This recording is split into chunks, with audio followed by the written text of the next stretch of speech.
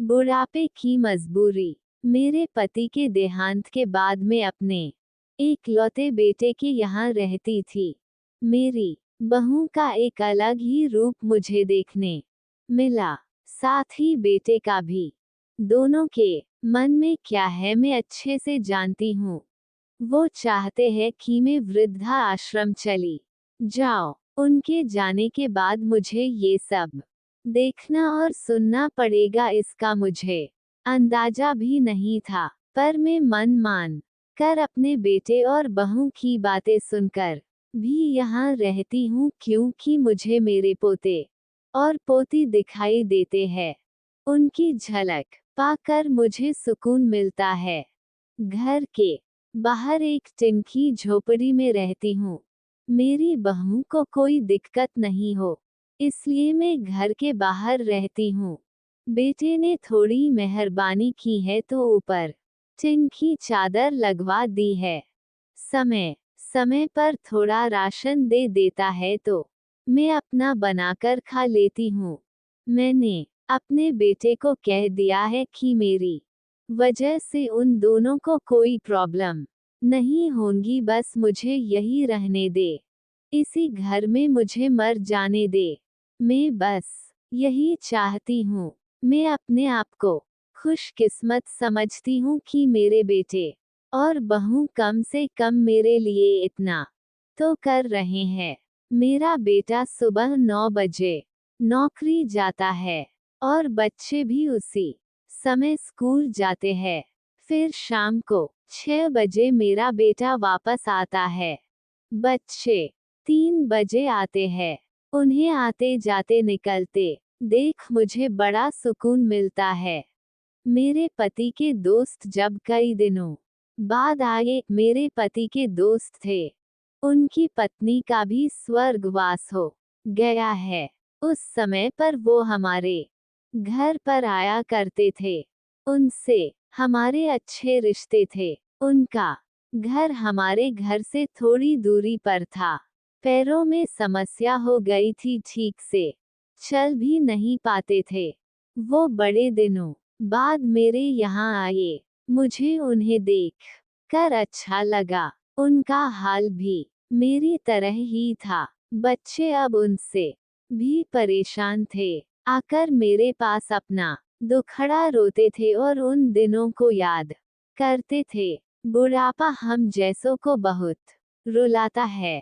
उनकी पत्नी का स्वर्ग वास हो गया था और उन्हें चलने उठने में समस्या थी, इसलिए वो तो अपना खाना भी नहीं पाते थे।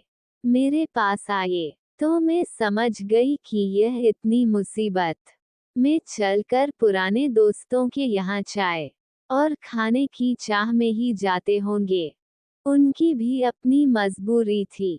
वो आए तो मैंने उनके लिए खाना बनाया और उन्हें खिलाया। मना कर रहे थे नहीं खाना, लेकिन मुझे पता था कि उनको भूख लगी है। बहू ने खाना नहीं दिया। मेरी बहू ने मुझे और उन्हें खाना खाते देख लिया। वो कुछ भी ना बोली। ऐसे ही वो यहाँ 2-3 बार आए।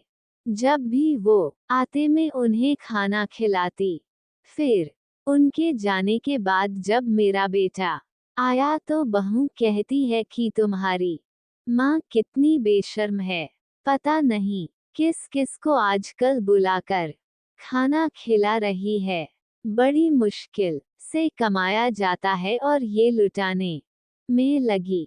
इनका राशन बंद करो, कुछ दिन भूखी रहेगी तो अक्ल ठिकाने आएगी। मैंने कहा कि मैं अपने हिस्से का उन्हें खिलाती हूँ, तुम्हारे पिता के पुराने मित्र है।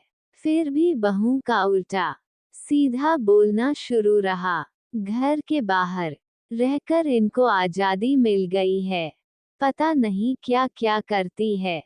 बेटा भी बोला कि कुछ दिन भूखा ही रहने दो इन्हें। मुझे मेरे बेटे ने घर के पीछे सीढ़ी के पास ले जाकर बिठा दिया, कहा कि अब यही बैठो। मेरे तो अब आंसू भी सूख गए थे।